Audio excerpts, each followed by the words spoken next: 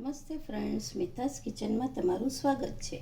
આજે આપણે બનાવશું વ્રત કે ઉપવાસમાં ખાઈ શકાય તેવા ફરાળી ઢોસા।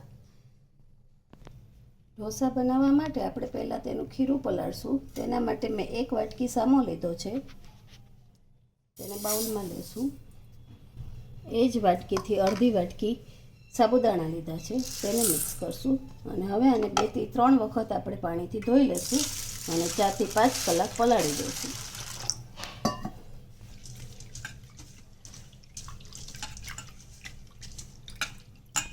સામો અને સાબુદાણા ધોવાઈ ગયા છે। હવે તેમાં પાણી નાખી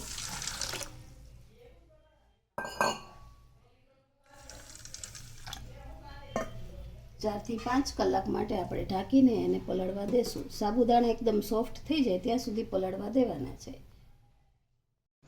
હવે આપણા સાબુદાણા અને સામો પલળી ગયા છે, તેને આપણે મિક્સર જારમાં લઈ લેશું।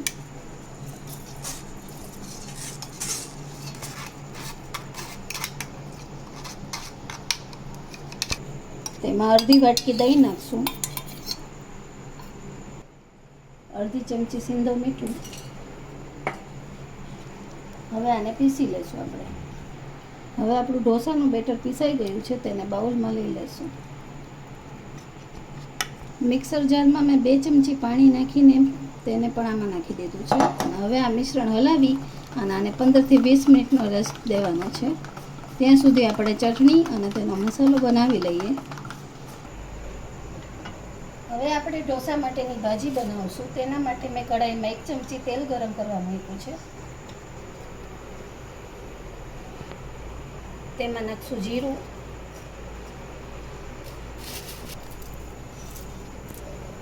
મીઠા લીમડાના પાન તોડીને નાખશું,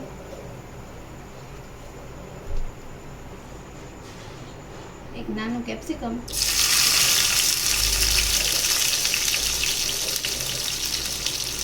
અને 4 નંગ મોટા બાફેલા બટાકા।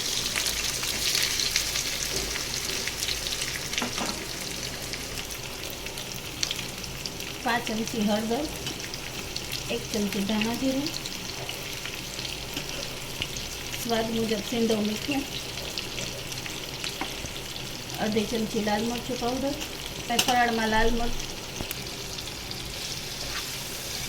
જો તમે ફરાળમાં લાલ મરચું ન ખાતા હો તો સ્કીપ કરી શકો છો।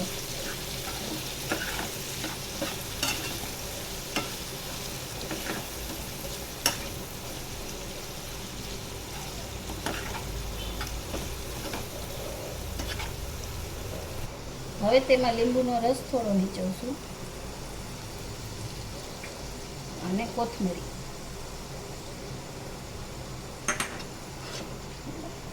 ઢોસા માટેની ભાજી તૈયાર છે આપણી। હવે આપણે ચટણી બનાવી લઈશું।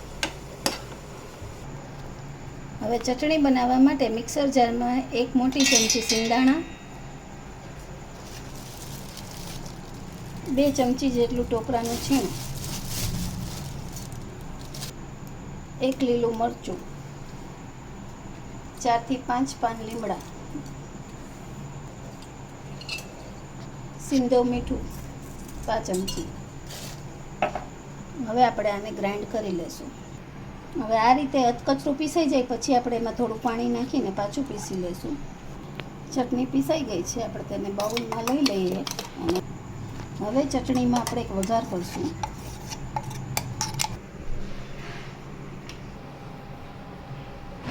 વઘારિયામાં 1 ચમચી તેલ મૂક્યું છે,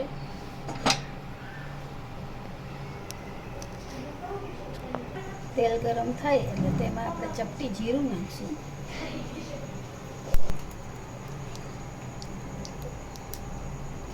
ગેસ બંધ કરી અને મીઠા લીમડાના પાન અને આ વઘારને આપણે ચટણીમાં રેડી।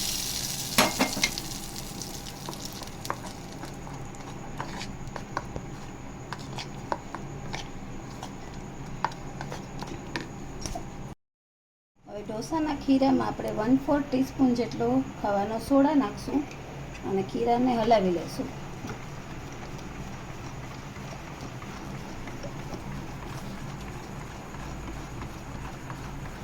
ઢોસાની લોઢી ગરમ થવા મૂકી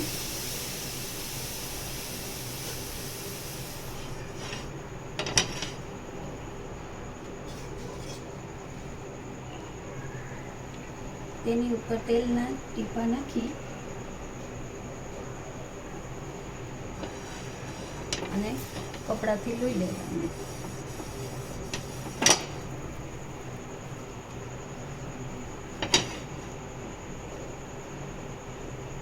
તેથી પાણીના ટીપા નાખી અને લઈ લઈશું. ધીમો કરી 1 ચમચી જીરું પાથરશું, ગોળ ફેરવશું.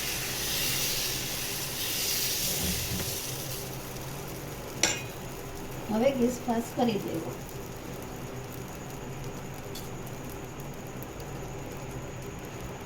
હવે ઢોસા ઉપર આપણે ઘી પાથરશું.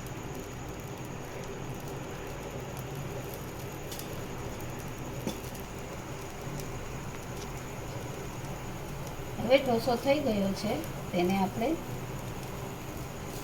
કાઢી લઈશું. આ જ રીતે બીજા ઢોસા પણ બનાવી લઈશું.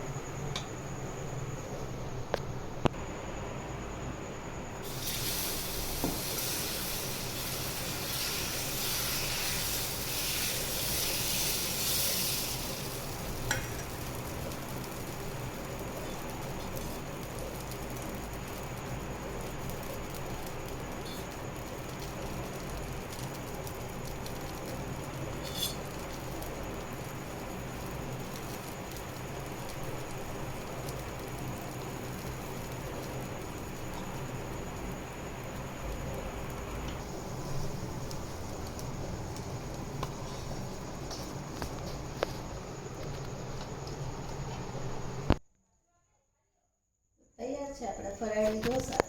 જો તમને મારી આજની રેસીપી ગમી હોય તો લાઈક કરજો, શેર કરજો અને સબસ્ક્રાઈબ કરજો.